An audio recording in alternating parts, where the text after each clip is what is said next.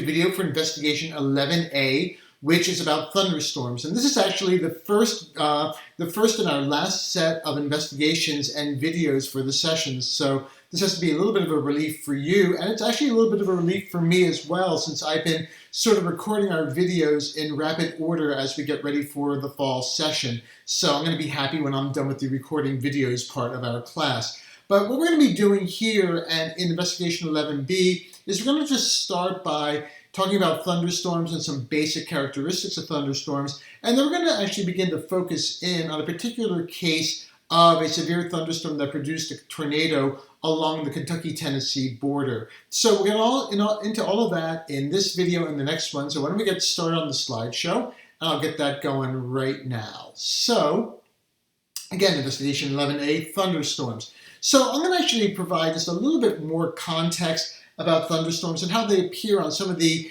tools that you use in your everyday life when you're just kind of looking at the weather, going a little bit beyond what's provided in the investigation manual itself. So this is actually a couple of slides of a cluster of thunderstorms, a multi-cell cluster, sometimes referred to as a mesoscale convective system, that actually just passed through Cincinnati in 2023. So this is actually a base reflectivity radar view of Southwest Ohio and Indiana and areas of Kentucky that are adjacent to Cincinnati. And you can see this line of thunderstorms that had just moved through the Cincinnati area.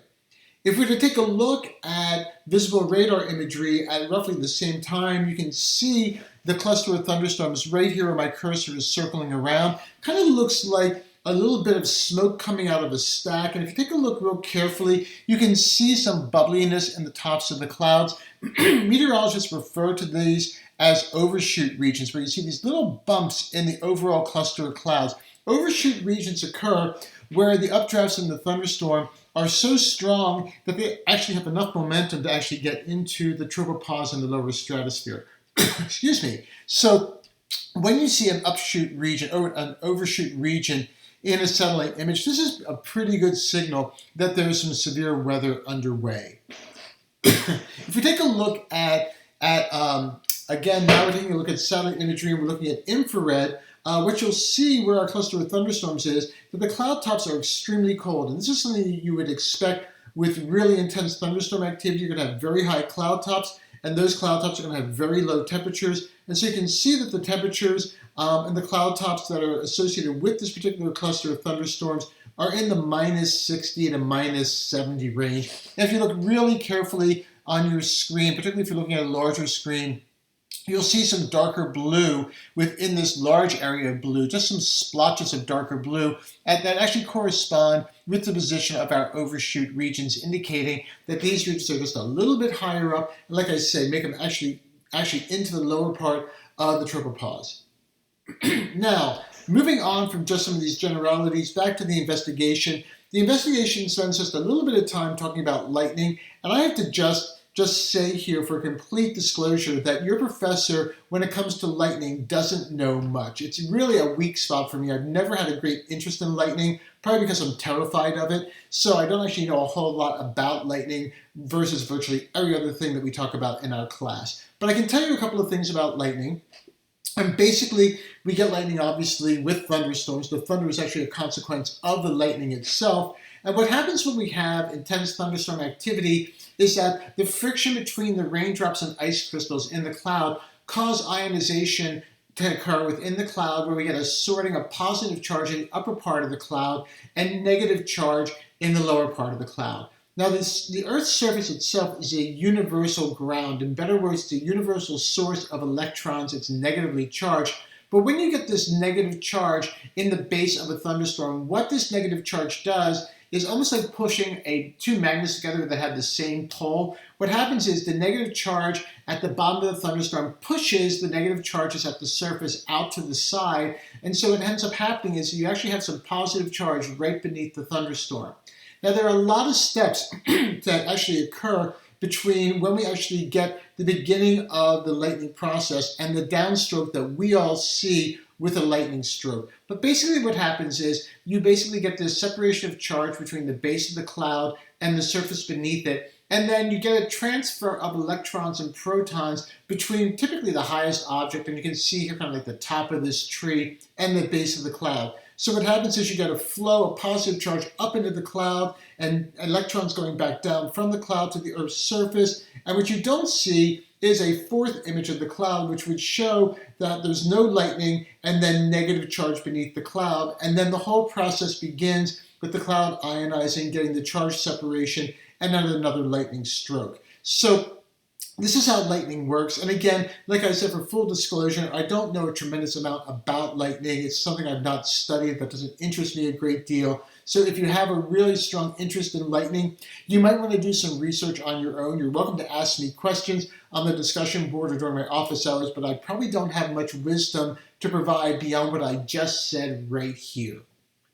Okay, moving on to thunderstorm classification. Now, you can actually base your thunderstorm classification or your organization into a couple of different categories. There's single cell thunderstorms, which have weak updrafts.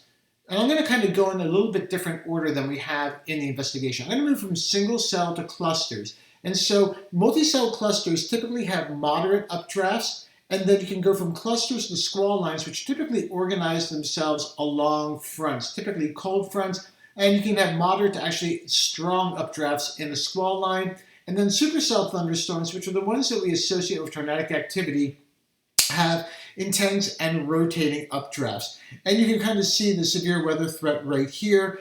Single cells very rarely produce severe weather, and that's basically, as I'll talk about in a few moments, it's basically because there's no rotation with single cell thunderstorms. The mechanisms that's necessary to actually produce rotation is just basically absent when you get single cell thunderstorms. And again, I'll talk about that in a moment. Supercells, very high threat of severe weather. You get rotation, you have everything you need. And then when you get clusters and squall lines, more moderate levels of severe weather. Now, storm organization, which is actually what I like to think of this as, different types of organization of thunderstorms, from single to multi-cell cluster to squall line to supercell. The type of storm organization you get is linked to the vertical wind shear. And I'm going to talk about vertical wind shear a lot more in investigation 11B. But when it comes to wind shear, single cell thunderstorms have very weak vertical wind shear, and you don't get rotation. And then squall lines and clusters, you tend to get moderate levels of wind shear, and you can get some rotation, and so you do have the possibility of getting some tornadic activity. And then supercells are when you have very strong wind shear. Again, I'm going to talk about this in investigation 11B. As you can see, I just brought that up down here. And this is what we need to get that rotation. So again, we will distinguish between these different types of thunderstorms briefly here. And then in investigation 11B, we're really going to focus on tornadoes and that intense rotating updraft. Okay, let's just talk about single cell thunderstorms for a few minutes. Single cell thunderstorms, you guys are all familiar with these. Single cell thunderstorms are the hit and miss thunderstorms that we all experience on hot, humid afternoons during the summer. There's no organization to them, and they are quite random. Single cell thunderstorms are driven entirely by convection. So you need intense heating of the Earth's surface by the sun, and you typically need a high level of relative humidity. So basically you're looking for a high vapor content air mass with intense heating of the sun to provide you with convection. And with that high vapor content in the air, when the air rises, you'll get condensation at a relatively low altitude as a result of expansion and cooling. And as a result, that latent heat release that you get in the rising parcels will be enough to actually drive parcels upwards so that you can get these random thunderstorms occurring. Again, they're driven entirely by convection, and so what happens is that as soon as the sun begins to go down at the end of the afternoon, and certainly once you get the sunset, you lose the energy that the sun provides to drive the convection, and these thunderstorms just go away. So these are your typical afternoon thunderstorms that we experience on hot, humid days during the summer. Now the first stage, and this what we have on this screen or this slide, is the life cycle of a single cell thunderstorm. So there are three stages: the towering cumulus, followed by the mature, followed by the dissipation stage. And so I'm just going to say a couple of things about each stage, starting with the towering cumulus stage. Many, many days we get cumulus clouds, and this actually is the beginning of a single cell thunderstorm, but most cumulus clouds do not lead to these thunderstorms. So what you get on a typical day when you have a single cell thunderstorm is convection and thunderstorm, or I should say cloud development, that is driven entirely by updrafts. So these are the updrafts that you get with convection with rising warm air. And so you can see these red arrows kind of indicating the updrafts that we see in cumulus clouds. So air that is subsaturated begins to rise from the surface. The energy that that air gets to rise is provided by the sun heating the Earth's surface. So this air rises, and it rises and cools at the dry adiabatic lapse rate until the air that's rising becomes saturated. And as the air continues to rise, it then cools at the moist adiabatic lapse rate. The condensation leads to cloud formation, and then you get latent heat release as that vapor condenses. And if you take a look at this dashed line right here, this is a 32-degree isotherm, and you'll see that it's a little bit higher up in altitude in the cloud than it is surrounding the cloud. And this basically is a reflection of that latent heat that's released inside of the cloud as vapor condenses. Now this stage takes a long time to go through, because what's going to happen during the course of the day is maybe these first cumulus clouds will form maybe 10 o'clock, 11 o'clock in the morning.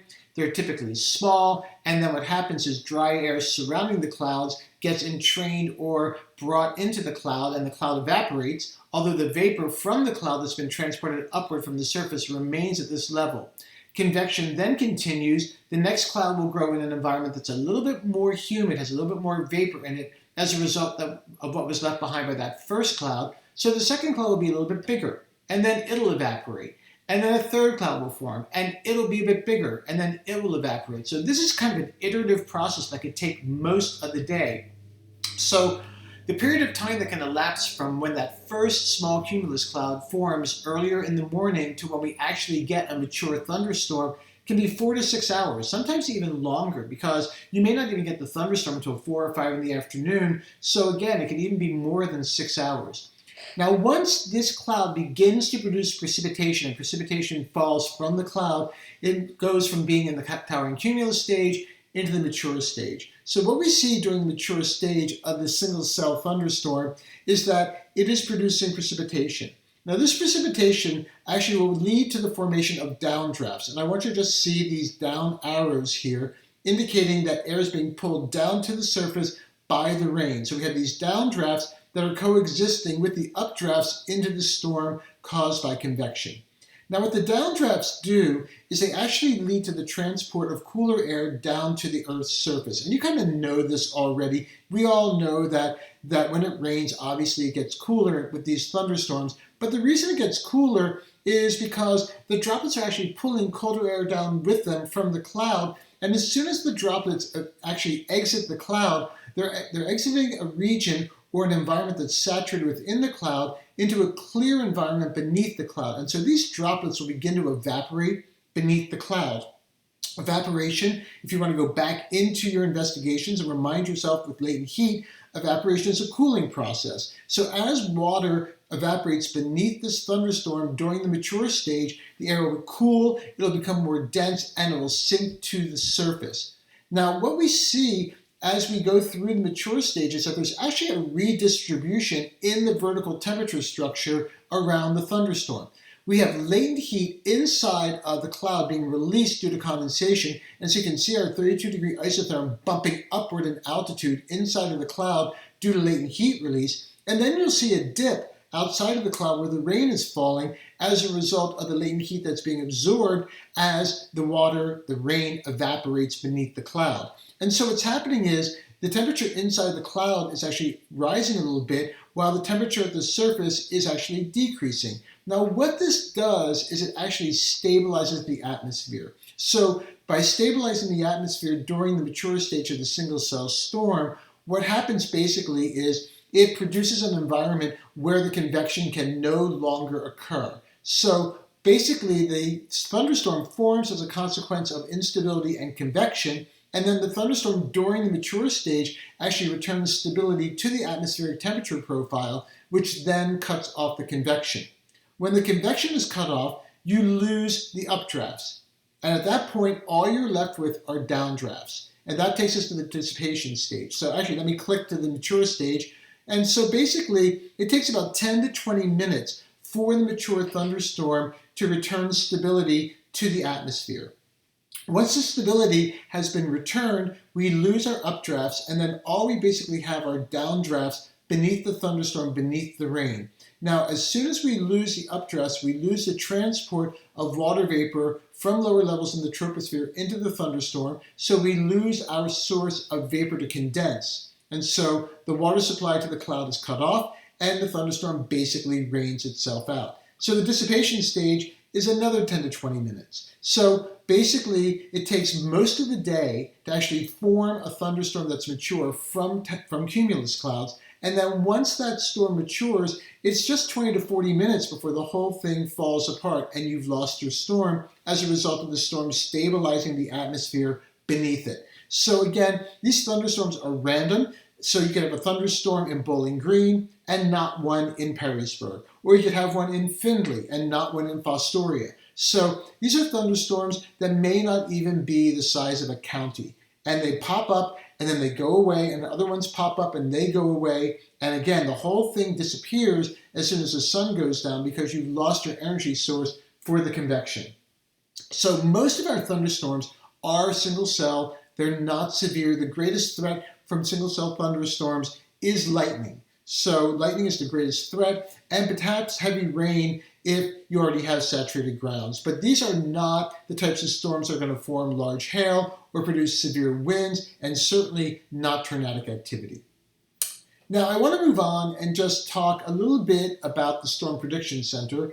The Storm Prediction Center is located in Norman, Oklahoma, and what the Storm Prediction Center does is it actually assesses and keeps an eye on severe weather threats across the continental U.S. And by severe weather threats, again, I'm talking about large hail, strong damaging winds, and tornadoes. So that is the wheelhouse for the Storm Prediction Center. And it puts out a number of products every single day and multiple times a day. And what we're seeing here on this particular slide is a map of the United States from the 9th of December 2023, and we're going to actually focus on this particular day for our severe weather outbreak and our tornado example a little bit later on in this particular investigation, but mainly the focus of investigation 11B.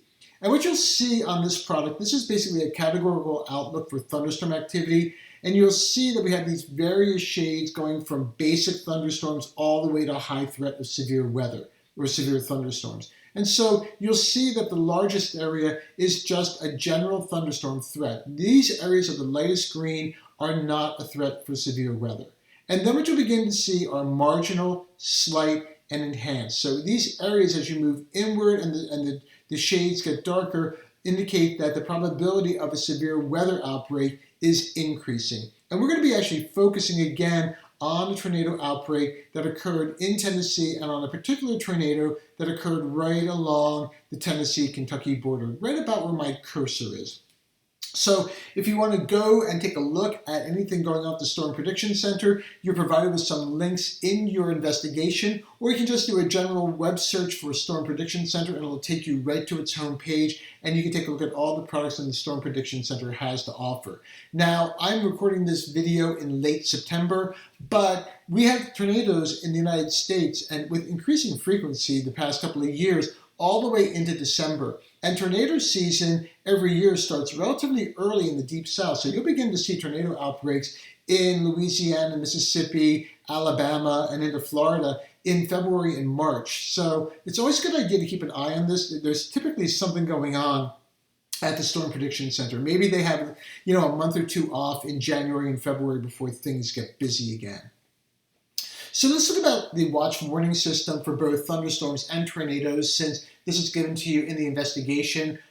So for both watches, for severe thunderstorm and tornado, watches are issued by the Storm Prediction Center. And what a watch basically means is that the conditions are favorable either for severe thunderstorm occurrence or for tornado occurrence. This does not mean that severe thunderstorms or tornadoes are actually in progress. So when the Storm Prediction Center actually issues a watch, it's for typically a fairly large area. It may be a multi-state area. And this is just basically to say over this large area that the public should actually be aware of the fact that there is either a severe thunderstorm or a tornado threat during a particular window of time or time frame. So again, these watches are issued by the Storm Prediction Center.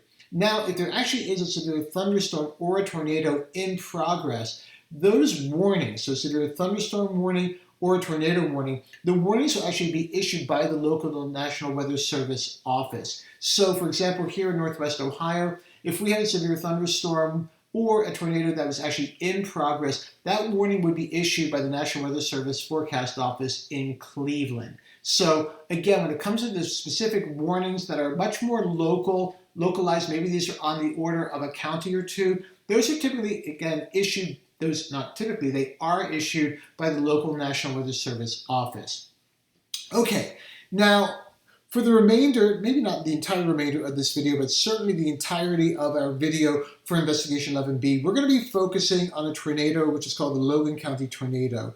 And in fact, this is actually just a piece of a larger tornado that is called the Clarksville tornado. And you can see here we have visible satellite imagery and infrared satellite imagery. Here's Kentucky and Tennessee. I actually outlined this for you. And the tornado is just this little T right here in visible and the blue T in the infrared. And what I've done just to help you out is I've actually put circles around where the tornado is located. So you can see the tornado location right here.